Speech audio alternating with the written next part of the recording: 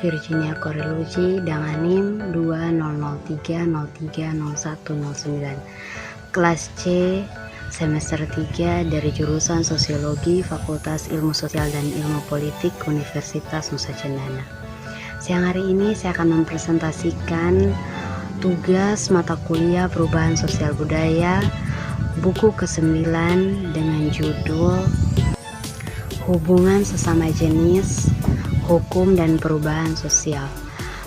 Tugas ini akan saya presentasikan dalam bentuk video yang akan menerangkannya. Selamat menyaksikan. Buku ke-9 mata kuliah Perubahan Sosial Budaya dengan judul Hubungan Sesama Jenis, Hukum dan Perubahan Sosial. Bab 1 Pendahuluan. Latar belakang. Tujuan penting dari koleksi yang diedit di era Brexit adalah untuk mempertimbangkan secara kritis peran yang dapat dimainkan oleh ECTHR dan Uni Eropa atau UE dalam pengobatan dari hubungan pasangan sesama jenis. Posisi ECTHR menunggu persetujuan khusus untuk mengembangkan sebelum membutuhkan negara kontraktor untuk melegalkan pernikahan sesama jenis, dikontraskan dengan kemungkinan Uni Eropa di bidang ini. Hamilton berpendapat bahwa koordinasi yang lebih besar antara UE dan ECTHR dan selanjutnya adalah pemahaman tentang konsep kewarganegaraan UE yang mencakup jangkauan luas, pergerakan bebas, dan ketentuan non-diskriminasi dapat menguntungkan bagi pemajuan hak-hak orang LGBT dan pasangan sesama jenis. Noto, Ladiega, dan Clinton Helm keduanya mempertimbangkan bidang konflik hukum dalam mengatasi kesulitan-kesulitan yang dihadapi oleh negara-negara internasional ketika berkaitan dengan pengakuan pernikahan sesama jenis asing dan kemitraan sipil. Nota Ladiega mengidentifikasi analisis tripartit, mengkategorikan negara-negara Eropa menjadi negara yang mengakui, menurunkan, dan menghapus pernikahan sesama jenis yang dirayakan di luar negeri. Bab 2 Pembahasan. 1. Jalan berbeda menuju legalisasi pernikahan sesama jenis.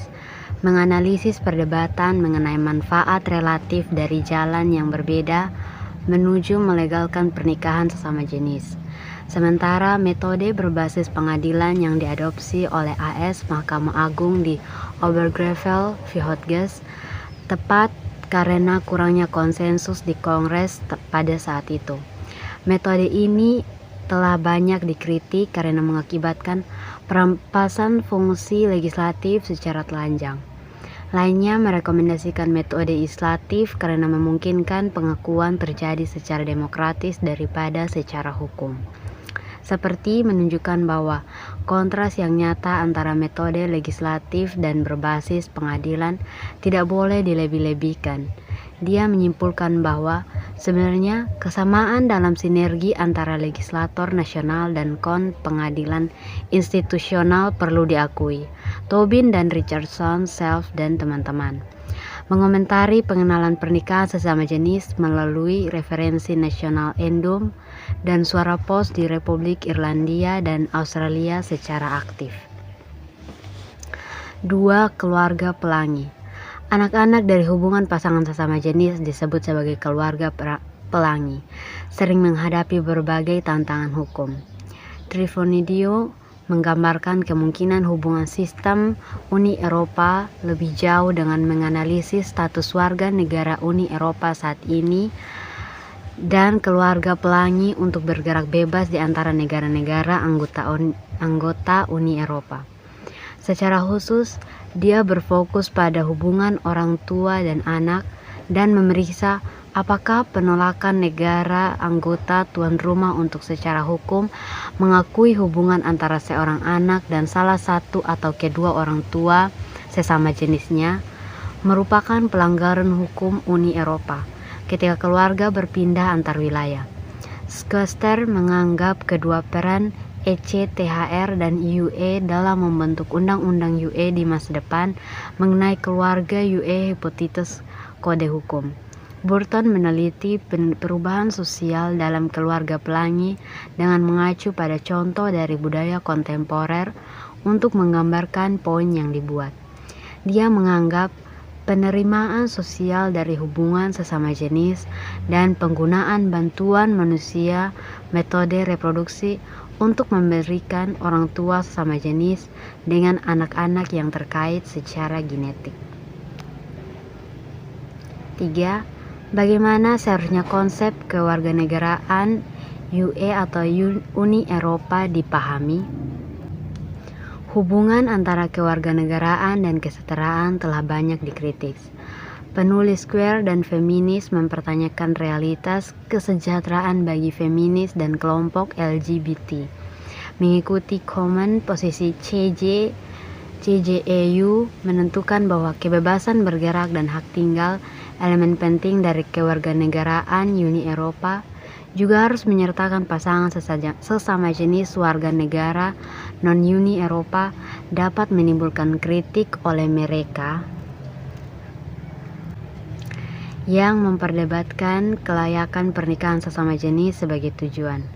Banyak feminis akan mempertanyakan perlunya pernikahan bagi orang-orang LGBT di daerah bahwa selama perjalanan sejarah itu telah menjadi institusi yang telah mengangkat kekhawatiran sebagai sangat menindas perempuan sebagai kelas. Pada tampilan ini, jika salah satu pendorong perubahan di balik gerakan LGBT adalah egalitarisme, pernikahan sesama jenis dipandang sangat tidak pantas. Beberapa ahli teori queer juga akan menolak pernikahan sesama jenis sebagai tujuan karena kekhawatiran tentang dominatif asumsi heteronormatif tidak dipertanyakan. 4.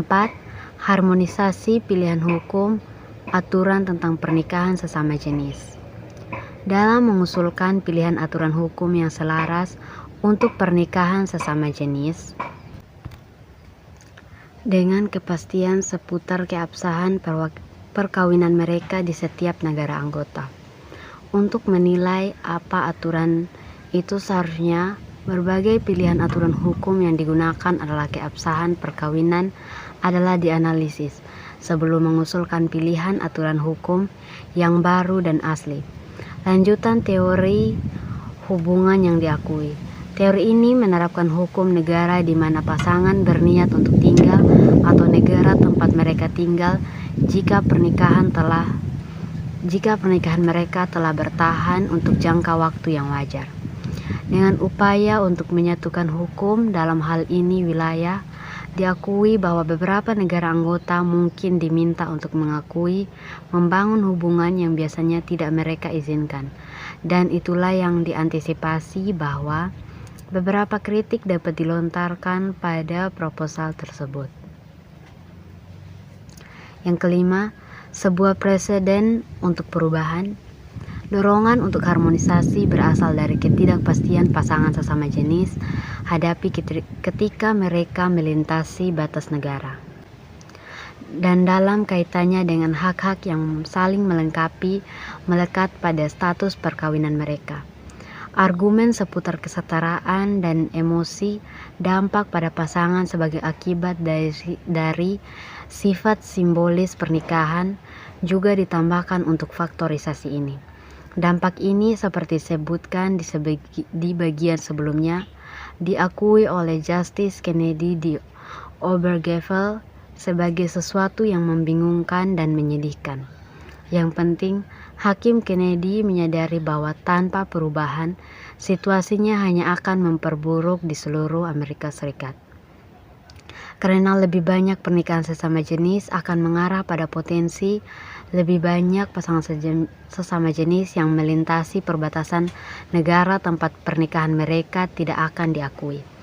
Mengingat fakta bahwa banyak negara telah mengizinkan pernikahan sesama jenis dan ratusan ribu dari pernikahan itu sudah ada dan terjadi, gangguan yang disebabkan oleh larangan pengenalan adalah signifikan dan selalu bertumbuh. Hal yang sama berlaku di negara Uni Eropa. Sementara banyak negara anggota sekarang mengizinkan pernikahan sesama jenis sehingga meningkatnya jumlah pernikahan. Masih ada yang menyatakan tidak, dan ada peningkatan jumlah pasangan yang menikah mungkin menghadapi masalah non-pengakuan ketika memasuki yurisdiksi tersebut. Yang keenam, Obergefell, para pembangkang. Obergefell bukanlah keputusan bulat, dan dengan demikian penggunaannya sebagai preseden untuk perubahan dapat dikritik. Namun kritik semacam itu dapat disangkal analisis alasan di balik penilaian yang berbeda. Ketidaksepakatan di bangku itu datang bukan karena argumen yang mendukung perpanjangan pernikahan untuk pasangan sesama jenis tidak memaksa, tetapi karena persyaratan hukum untuk peradilan untuk membuat kata eksistensi. Hakim Agung Roberts adalah salah satu dari pendapat bahwa itu bukan dalam peran pengadilan untuk mengubah definisi masing-masing negara bagian yang menyetujui pernikahan sesama jenis. Di bawah konstitusi, hakim memiliki kekuatan untuk mengatakan apa hukumnya dan bukan apa yang seharusnya terjadi. Bab 3, penutup.